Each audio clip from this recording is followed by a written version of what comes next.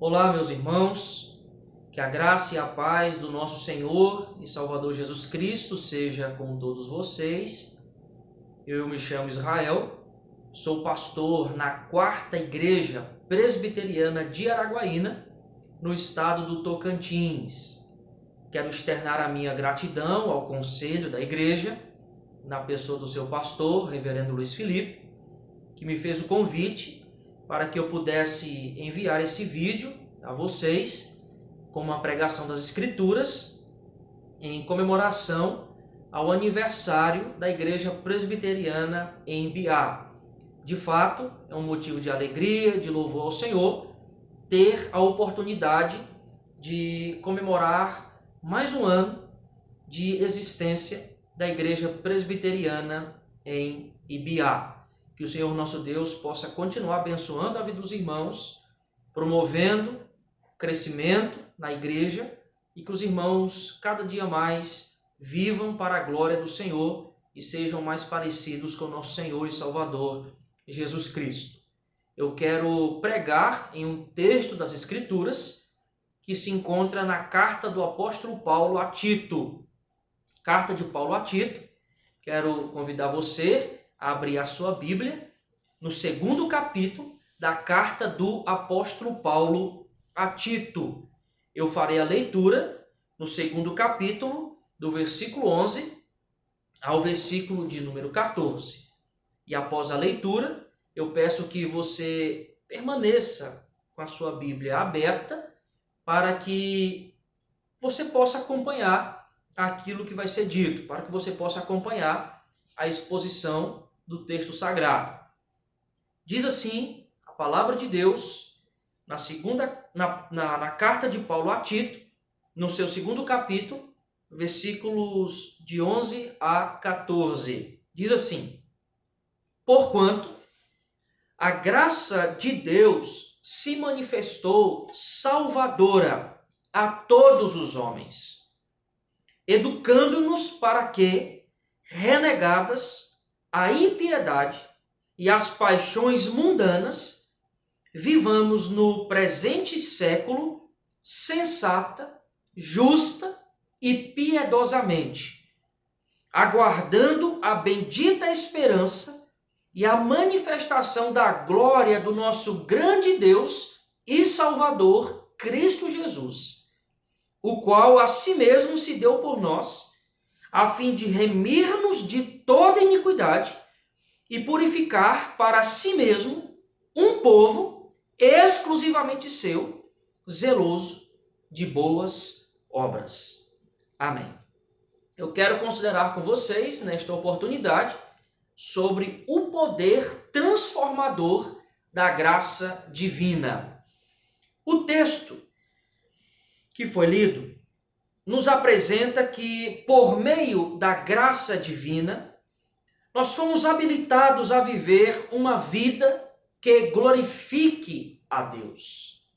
E, de fato, todo cristão, todos os membros da Igreja do Senhor, eles devem viver de tal maneira que as suas vidas glorifiquem o nosso Pai Celestial. Este é o padrão que Deus exige de nós, porque Ele mesmo diz em sua palavra: sede santos, porque eu sou santo. Então a santidade é algo exigido pelo Senhor. Mas só é possível andarmos em santidade porque a graça do nosso Deus nos alcançou e transformou a nossa vida.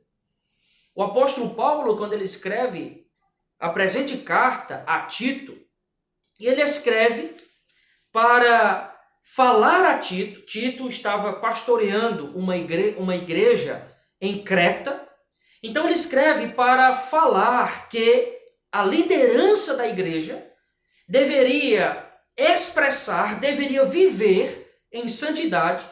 Eles deveriam ser exemplos na igreja do Senhor para que as outras pessoas da igreja pudessem olhar para a liderança e encontrar na liderança um modelo a ser seguido. Isso se encontra aí no capítulo de número 1, a partir do versículo de número 5. No versículo de número 10, o apóstolo Paulo ele começa a tratar acerca dos falsos profetas. Ele começa a tratar acerca dos falsos mestres e como os crentes dali daquela igreja deveriam se posicionar diante desses falsos mestres.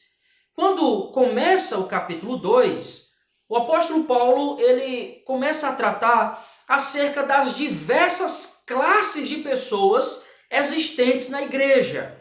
E então, o apóstolo Paulo começa a falar que todas as pessoas da igreja, não importa a classe, eles deveriam andar de tal maneira que glorificassem ao Senhor nosso Deus.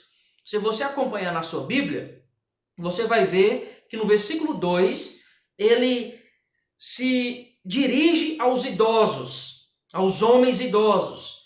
No versículo 3, ele se dirige às mulheres idosas.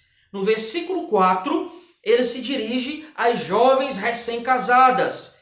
No versículo 6, ele se dirige aos jovens, ele se dirige aos moços. No versículo 7, o apóstolo Paulo se dirige a Tito, falando que Tito ele deve ser padrão de boas obras. No versículo de número 9, ele se dirige aos servos, ele se dirige àquelas pessoas que prestam serviços a outrem. Então o apóstolo Paulo ele está fazendo aqui uma aplicação da obra redentora e da graça de Deus na vida daqueles irmãos da igreja de Creta.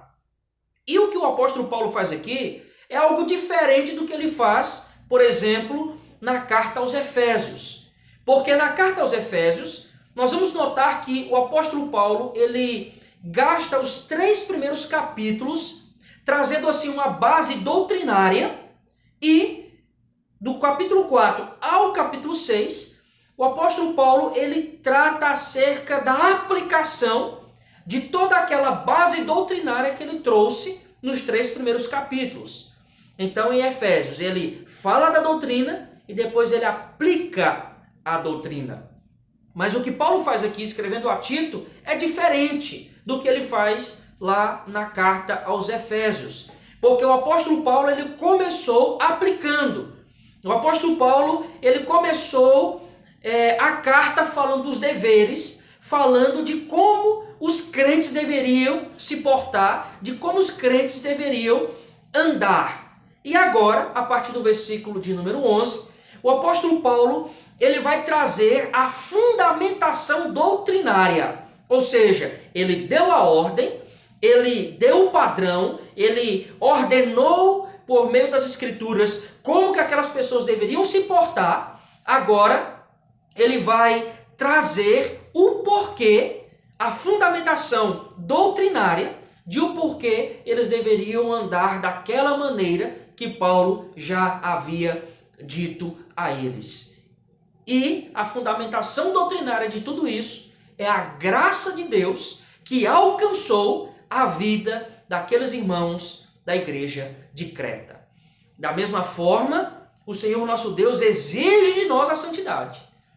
O Senhor nosso Deus exige de nós uma vida que glorifique ao Senhor. Mas por que isso? Porque isso é possível. Isso é possível porque o poder transformador da graça também nos alcançou. Então eu quero considerar com vocês alguns pontos no texto para que possamos compreender sobre o poder transformador da graça. E o primeiro ponto que eu quero considerar com vocês é sobre a manifestação da graça.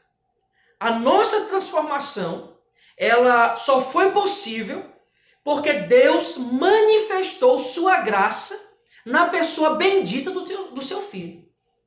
A nossa transformação só é possível porque Deus revelou ou manifestou a sua graça na pessoa de Cristo Jesus. Observe o que diz aí o versículo de número 11. Porquanto, então ele inicia assim, porquanto, ligando ao que ele disse anteriormente, ligando aquilo que ele disse do versículo 1 ao versículo 10, em como as diversas classes de pessoas deveriam se comportar. Então, portanto, a graça de Deus se manifestou salvadora a todos os homens. Então, note que o apóstolo Paulo ele disse que a graça de Deus se manifestou salvadora a todos os homens. Mas o que significa a palavra graça? Eu não tenho dúvidas que todos nós que somos membros da Igreja do Senhor, e principalmente membros da Igreja Presbiteriana do Brasil, já estamos acostumados com a definição da palavra graça. E a palavra graça significa favor imerecido. Mas eu quero ir um pouco mais adiante no significado da palavra. A palavra graça de fato significa favor imerecido. Mas a graça, este favor imerecido, ele foi derramado sobre aquelas pessoas que mereciam a punição e morte pelos seus pecados.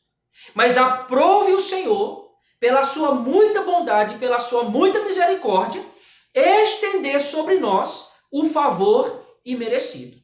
Merecíamos a morte, merecíamos a punição, mas Deus quis nos dar a sua graça.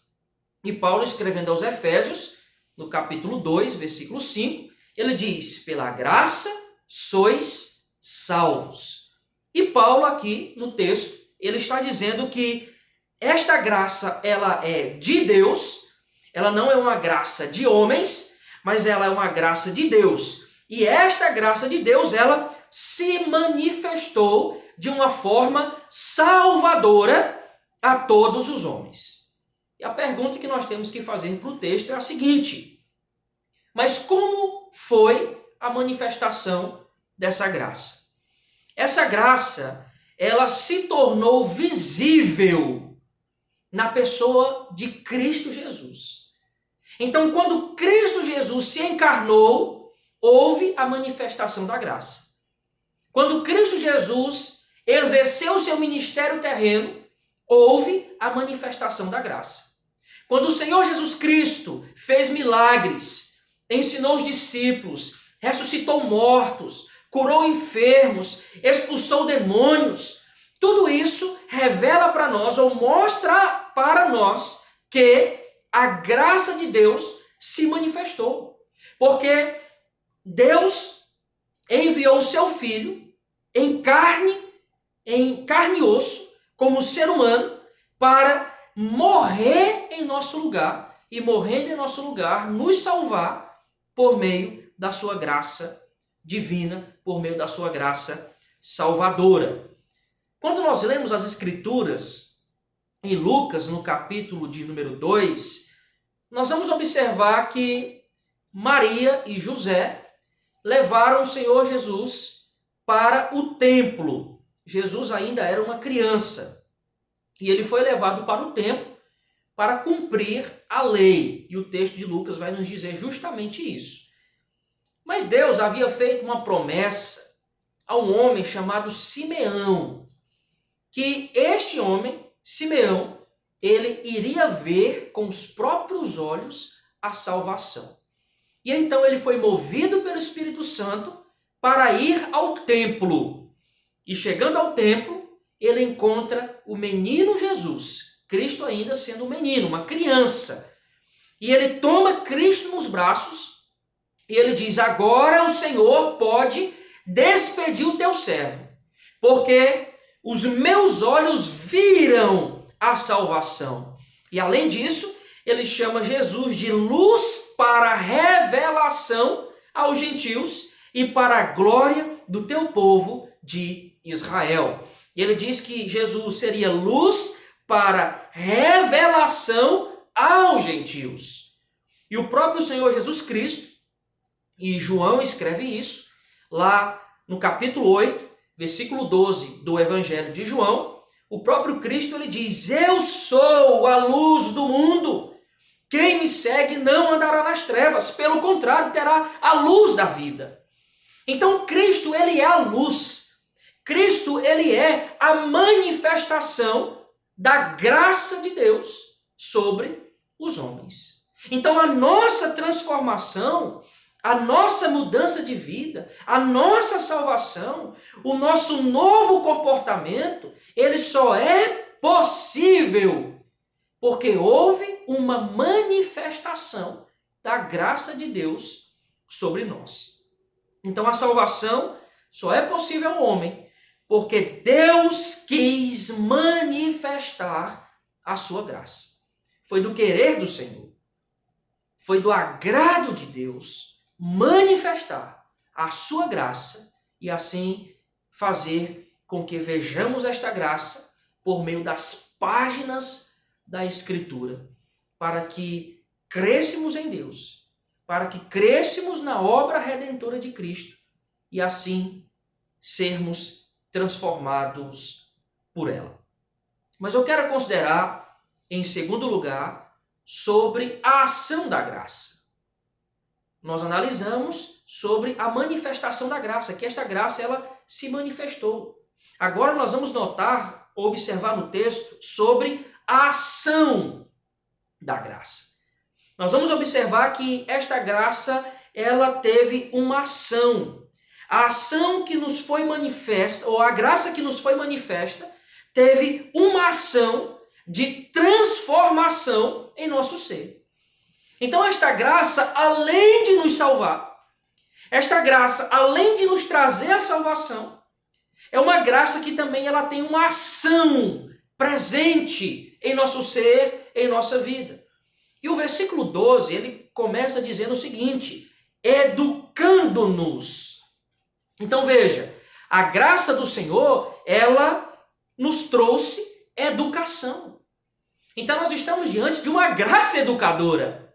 Nós estamos diante de uma graça que nos educa, de uma graça que nos instrui, de uma graça que mostra para nós, por meio da palavra, como nós devemos viver de tal maneira que venhamos a glorificar o Senhor nosso Deus. Então veja, educando-nos. Então esta graça que foi manifestada, ela nos educa.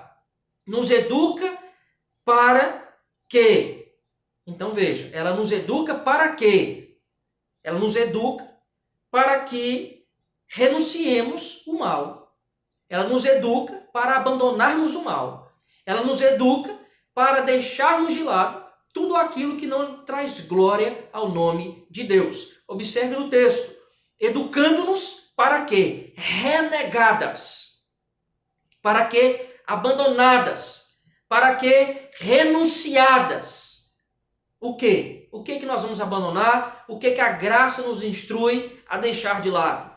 A graça nos instrui a deixar de lado a impiedade. Mas o que é impiedade? Impiedade refere-se à nossa postura diante do Senhor.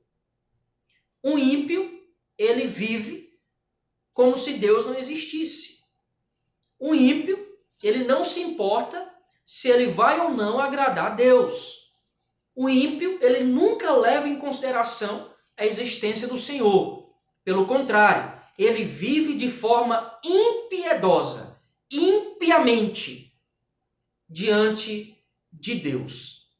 E os ímpios não herdarão o reino celestial. E aqui o texto está dizendo que a graça de Deus nos educa, nos instrui a renunciarmos à impiedade. E aqui é importante nos lembrarmos de Romanos capítulo 1, versículo 18, no qual o apóstolo Paulo diz que a ira de Deus se revela do céu contra toda impiedade e perversão dos homens. Então, a impiedade não é algo que Deus vê com bons olhos.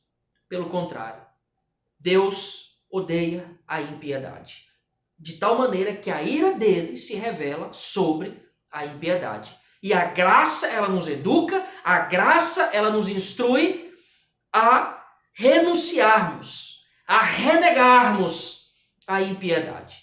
Mas não somente a impiedade. A graça também nos educa a abandonarmos, a renegarmos as paixões mundanas. Olha a palavra paixões aparecendo aí. A ideia aqui é de um desejo forte. A ideia aqui é de um desejo ardente. A ideia é de uma vontade quase que incontrolável de praticar as coisas mundanas. E aqui devemos nos lembrar daquilo que o apóstolo João escreveu em sua epístola, no capítulo 2, primeira epístola de João, capítulo 2, versículo 16, que ele diz que tudo que há no mundo, a concupiscência da carne, não procede de Deus. A concupiscência dos olhos não procede de Deus. A soberba da vida não procede de Deus. E a palavra concupiscência significa anelo, significa desejo forte, significa uma vontade de praticar aquilo que a nossa carne quer, aquilo que a nossa carne tanto anseia. Mas a graça de Deus, ao se manifestar salvadora sobre as nossas vidas, ela tem uma ação educadora. E ela nos educa a abandonarmos, a renunciarmos tudo aquilo que é mal, tudo aquilo que é pecaminoso. A renunciarmos à impiedade e às paixões mundanas. Mas não somente isso. Além de esta graça nos educar a renunciarmos o mal, esta graça nos educa a vivermos para a glória de Deus. Se você observar a continuação do versículo 12, depois que Paulo diz, educando-nos para que renegadas a impiedade e as paixões mundanas, agora ele diz, vivamos. Então ela nos educa para que venhamos a viver no presente século, para que venhamos a viver o hoje, para que venhamos a viver o aqui e o agora, para que venhamos a viver no presente século. Como? E ele usa 3 palavras, sensata, justa e piedosamente. Então a graça nos educa a sermos pessoas sensatas, a graça nos educa a sermos pessoas justas e a graça nos educa a sermos pessoas piedosas. Mas o que significa ser uma pessoa sensata? Isso aqui tem a ver com o domínio próprio. Isso tem a ver com os frutos do Espírito agindo e operando em nossas vidas. Isso aqui tem a ver com aquilo que Paulo vai escrever lá em Gálatas, que é o fruto, né, do Espírito Santo de Deus que age e opera em nós. É ter uma vida equilibrada. É ter uma vida de completo equilíbrio. Não é ser 8 nem 80, mas é ter uma vida equilibrada na presença do Senhor. É ser alguém que vive com sensatez. É ser alguém que consegue se dominar. É ser alguém que consegue controlar suas paixões pecaminosas. É ser alguém que vive de tal maneira que ele sempre vai externar e expressar um equilíbrio em todas as suas ações. E eu posso dar um exemplo para ficar mais fácil isso aqui para a gente entender. Todas as vezes, eu não sei se aí em Minas Gerais acontece isso, talvez não, mas aqui no Tocantins, por exemplo, quando fazemos algumas festas de aniversário da igreja, quando temos aquelas reuniões plenárias da SAF, sempre existe bastante comida. O tocantinense gosta muito de comer. Então, as nossas festas são regadas de comida, de alimentos. E sempre alguma pessoa diz o seguinte: crente não bebe, mas come, que é uma beleza. Né? Não sei se aí fala esse tipo de coisa. Não sei se os crentes de Biá comem muito, como os tocantinenses comem aqui. Então, geralmente diz, olha, crente ele não bebe cachaça. Mas ele bebe, ele come, que é uma beleza. Ou seja, não bebe, mas é comelão. Existe um problema muito sério nessa afirmação. Porque quando se afirma uma coisa dessas, nós estamos afirmando que nós não temos sensatez na comida. nós estamos afirmando que nós não somos sensatos em nos alimentarmos. Talvez nós não carregamos o pecado de sermos beberrões, mas carregamos o pecado de sermos glutões. Então comemos além da medida, mas a graça, ela nos educa a colocarmos no prato somente aquilo que vamos comer e somente aquilo que é suficiente para a nossa alimentação. Com isso também eu posso falar do dormir. Algumas pessoas dormem demais, talvez por algum tipo de enfermidade. Mas talvez o fato de a pessoa dormir bastante seja um pecado chamado preguiça. E nós toleramos esse tipo de coisa e achamos que isso é normal. Mas nós temos que entender que a nossa vida sensata, uma vida com sensatez, é uma vida equilibrada em tudo que se faz. É uma vida equilibrada no trabalho, no trabalhar, na verdade. É uma vida equilibrada no estudar. É uma vida equilibrada no comer. É uma vida equilibrada no dormir. É uma vida equilibrada em todas as áreas. É ter domínio próprio ou ter domínio sobre tudo aquilo que vai se fazer. É como eu disse, não é 8 nem 80. Está no meio, está vivendo o equilíbrio. É isso que é ser uma pessoa sensata. Então a graça nos educa a vivermos com sensatez, a vivermos com equilíbrio. Mas a graça também nos educa a sermos pessoas justas. Essa palavra justas aqui, ela aponta para o nosso trato, para o nosso trato com o nosso próximo. Ou seja, eu andarei com justiça. Farei aquilo que é justo. Eu sempre cumprirei os meus deveres e agirei de forma justa para com os meus irmãos. Por exemplo, eu nunca vou levantar um falso testemunho contra o meu próximo, porque levantar um falso testemunho com o meu próximo é algo injusto. Então, se é falso, eu não estou agindo com justiça. Então, ser justo é fazer somente aquilo que as Escrituras nos orientam a fazer. Mas a outra palavra apresentada aí é a palavra piedosamente. Note que lá em cima, o apóstolo Paulo, ele diz que a graça nos educa a abandonarmos, a renegarmos a impiedade. Mas agora a graça nos educa a vivermos piedosamente. E viver piedosamente é viver, de fato, de tal maneira que glorifique, que exalte o nome do Senhor.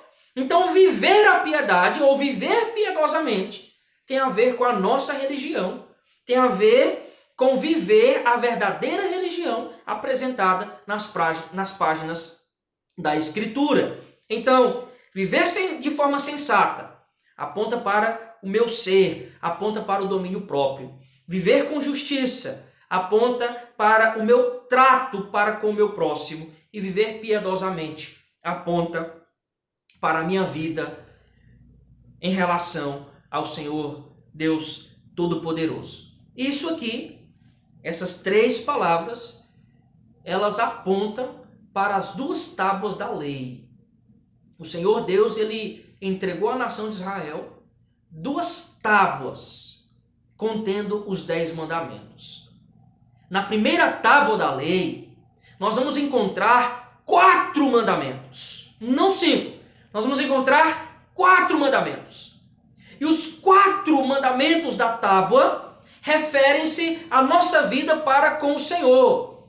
Não ter outro Deus, não fazer imagem de escultura, não tomar o nome de Deus em vão e guardar o dia de descanso. Então, a primeira tábua, ela se refere à nossa vida de piedade, se refere à nossa religião diante da presença do Senhor. Na segunda tábua, nós temos 6 mandamentos. 6 mandamentos. Nós temos 6 mandamentos.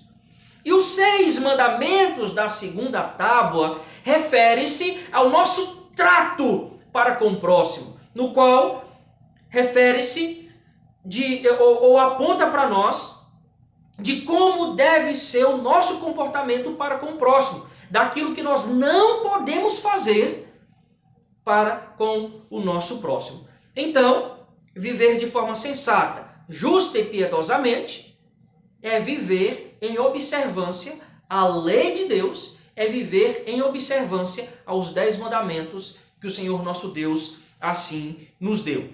E o próprio Senhor Jesus Cristo, ele vai resumir estes 10 mandamentos em 2. Amar a Deus de todo o coração, de toda a alma e de todo entendimento, obedecendo a primeira tábua. E depois ele diz, e amar o nosso próximo como nós amamos a nós mesmos. Então, como que eu amo a Deus? Cumprindo os 4 mandamentos da primeira tábua. Como que eu amo o meu próximo? Cumprindo os 6 mandamentos da segunda tábua. E Cristo ainda acrescenta outras palavras em Mateus 22, versículo 39. Ele vai dizer que destes mandamentos, dependem toda a lei, depende todo o Pentateuco, todos os 5 primeiros livros da Bíblia. Então, destes mandamentos dependem toda a lei e os profetas. Então, tudo que a lei ensina e tudo que os profetas ensinaram foi que devemos amar a Deus e que devemos amar o nosso próximo. Mas isso é possível porque a graça de Deus realizou em nós uma ação educadora, nos educando a abandonar o mal e nos educando a viver para a glória de Deus. Mas a graça também, ela nos educa, ela tem uma ação de nos educar para vivermos na perspectiva do retorno de Cristo. Versículo 13 diz, aguardando a bendita esperança e a manifestação do nosso grande Deus e Salvador, Cristo Jesus. Aqui se resume muito bem, ou podemos resumir isso aqui muito bem, naquilo que o apóstolo Pedro disse na sua primeira epístola, no capítulo 2, versículo 11, no qual ele diz, exorto-vos como peregrinos e forasteiros que sois. Pedro está dizendo que a igreja, ela é peregrina. Pedro está dizendo que a igreja, ela é forasteira, ou seja, não somos desta terra, não somos deste mundo. Nós estamos no mundo, mas não somos do mundo. Estamos aqui, neste mundo, mas estamos aguardando a volta, o retorno do nosso grande Deus e Salvador Jesus Cristo. Então a graça, ela nos educa a vivermos em santidade de tal maneira que nós vivemos como pessoas de outro mundo, pessoas que não pertencem aqui. E nós estamos aguardando o retorno glorioso de Cristo. Paulo diz que vai ser glorioso e eu creio que será de fato glorioso esta volta de Cristo. Então Pedro diz, exorto-vos como peregrinos e forasteiros que sois, a vos absterdes das paixões carnais que fazem guerra contra a vossa alma. Se abstenha disso. Corra disso. Porque vocês são peregrinos e forasteiros.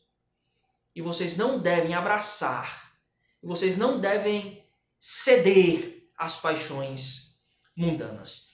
Então a graça, ou a ação da graça, na verdade, é vista em nosso comportamento e é visto também em nossas motivações. Eu me comporto como me comporto por causa da ação educadora da graça de Deus em minha vida. Então aqui vale uma avaliação no nosso ser. Aqui vale uma avaliação na nossa vida. Eu tenho de fato vivido, me portado de tal maneira que eu tenho demonstrado a ação educadora da graça em minha vida. As pessoas estão enxergando a ação educadora da graça em mim. Eu tenho abandonado a impiedade, eu tenho abandonado as paixões mundanas, eu tenho vivido uma vida sensata, eu tenho vivido de forma justa, eu tenho vivido de forma piedosa. Temos que pensar sobre isso. Porque a graça de Deus, ela tem uma ação de transformação, ela nos educa a vivermos para o louvor e glória do Senhor. Mas eu quero considerar com vocês, ainda em terceiro lugar, sobre a fundamentação da graça. Vimos sobre a manifestação da graça, estudamos sobre a ação da graça, agora veja a fundamentação da graça. E esta graça, ela está fundamentada na pessoa bendita do Senhor Jesus Cristo. Então o poder transformador da graça tem sua fundamentação na obra redentora de Cristo. E não podia ter a sua fundamentação em outro lugar. Não podia ter a sua fundamentação em Pedro. Não podia ter a sua fundamentação em nenhum ser humano. A fundamentação desta graça, ela só pode ser firme se ela estiver, como ela está, na pessoa e na obra do Senhor e Salvador Jesus Cristo. E é justamente isso que Paulo apresenta aqui. Você vai notar que no finalzinho do versículo 13, ele conclui falando de Cristo. Ele fala que Cristo é grande Deus e Salvador. Então Cristo é Deus, aqui fala da divindade dele, e Cristo também é Salvador. O qual, então quando ele fala o qual, ele está apontando para Cristo que ele disse anteriormente. O qual este grande Deus e Salvador Cristo Jesus, ele, versículo 14, a si mesmo se deu por nós. Ou seja, ele se entregou por nós, ele morreu por nós. Mas com qual finalidade? Com a finalidade, né, de remir-nos de toda iniquidade. O que significa a palavra remir-nos? A gente sempre fala, ele nos remiu, né, de todo pecado. Mas o que significa a palavra remir-nos? A ideia da palavra remir-nos é que Cristo, ele nos libertou por pagamento. Essa é a ideia da palavra. Fomos libertados por pagamento. E qual foi o pagamento dado para a nossa libertação? O próprio Senhor e Salvador Jesus Cristo.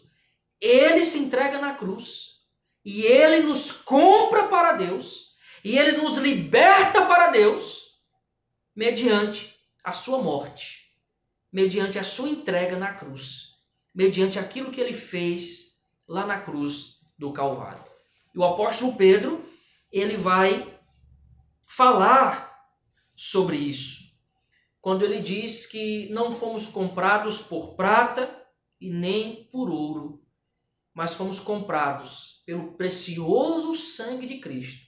1 Pedro capítulo 1, versículo 18 e 19. Fomos comprados pelo precioso sangue de Cristo, como de cordeiro, sem defeito e sem mácula, não foi maculado pelo mal. O apóstolo Pedro então apresenta que Cristo Jesus morreu naquela cruz para comprar a nossa libertação. Então a fundamentação desta graça, ela se encontra no fato de que um inocente morreu por miseráveis pecadores como nós.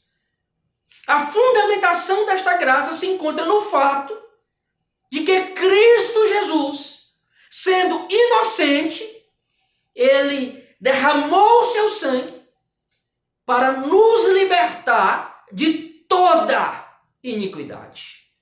Note, meus irmãos, que fomos libertados do pecado, libertados da iniquidade. E isso temos que compreender. E Paulo, escrevendo aos Romanos, capítulo 6, capítulo 8, ele vai falar que nós não somos mais escravos do pecado. Nós não servimos mais a iniquidade como escravos, porque houve uma libertação. Porque a fundamentação desta graça se encontra na pessoa bendita de Cristo. Cristo Jesus remiu a minha vida, remiu a vida da igreja, nos libertou do cativeiro do pecado para vivermos para a glória do Senhor. Paulo escrevendo aos Romanos, capítulo 5, versículo 8, ele vai dizer que Deus prova o seu amor pelo fato de ter Cristo morrido por nós, sendo nós ainda pecadores. Então note que toda a igreja, sendo pecadora, Cristo morre por esta igreja, ela sendo ainda pecadora. Isso é graça. Isso é graça. Isso é uma maravilhosa graça. Marcos capítulo 10, versículo 45, Cristo vai dizer que o Filho do Homem não veio a este mundo para ser servido, mas ele veio para servir e dar a sua vida em resgate de muitos. Então, Cristo, ele nos serviu de tal maneira que ele entregou a sua vida por nós na cruz do Calvário. Então a graça de Deus, ela está fundamentada na pessoa bendita de Cristo. E Paulo continua: o qual a si mesmo se deu por nós, a fim de remir-nos de toda iniquidade e purificar.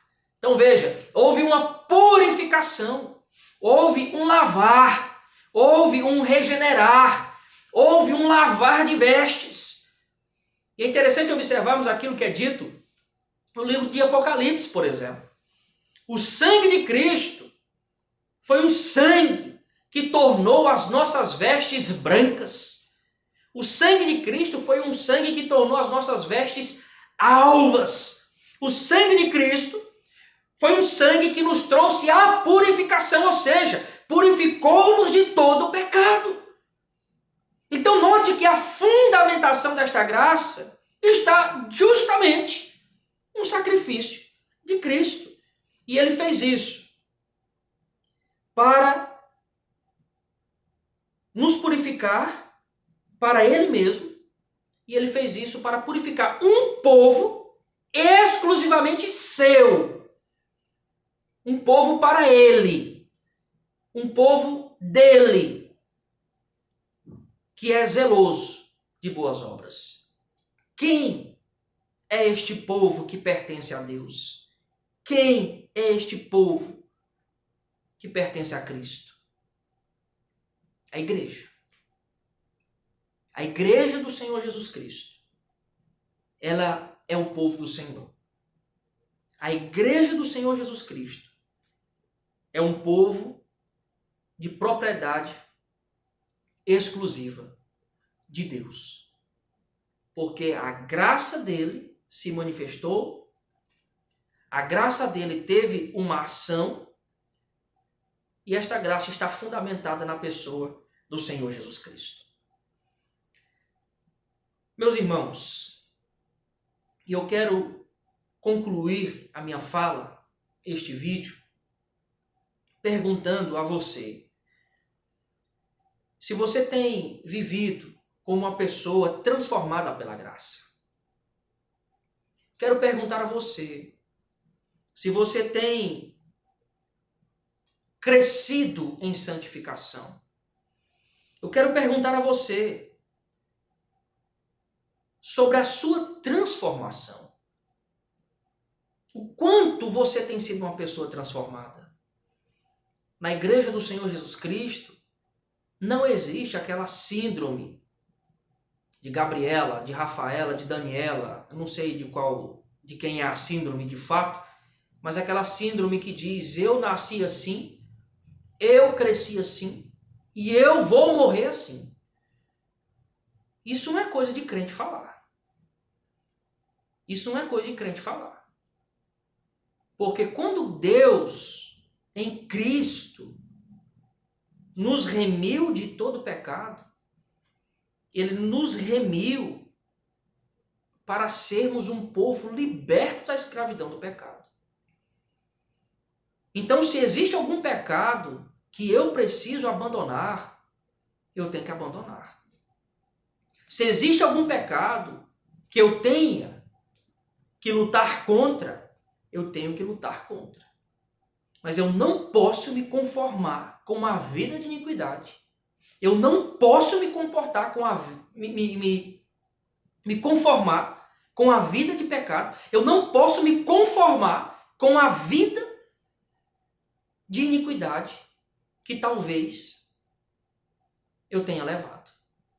Eu não posso me conformar com isso. Porque a graça de Deus, ela transformou a minha vida. Porque a graça de Deus, ela transformou o meu ser e me purificou e me libertou de toda a iniquidade. Nós temos motivos suficientes para vivermos em santidade. E o motivo principal é que o favor imerecido de Deus nos alcançou. Uma pessoa que não merecia a morte, morreu a nossa morte, para nos dar aquilo que nós não merecíamos, a vida eterna, na pessoa do nosso Deus. Pensemos sobre a graça. Pensemos se esta graça tem sido, de fato, transformadora em minha vida. Para o louvor do Senhor nosso Deus e Pai. Que Deus muito te abençoe e que esta pregação possa te levar a pensar sobre a sua vida e a buscar viver debaixo da graça do Altíssimo. Deus te abençoe. Um forte abraço a todos vocês.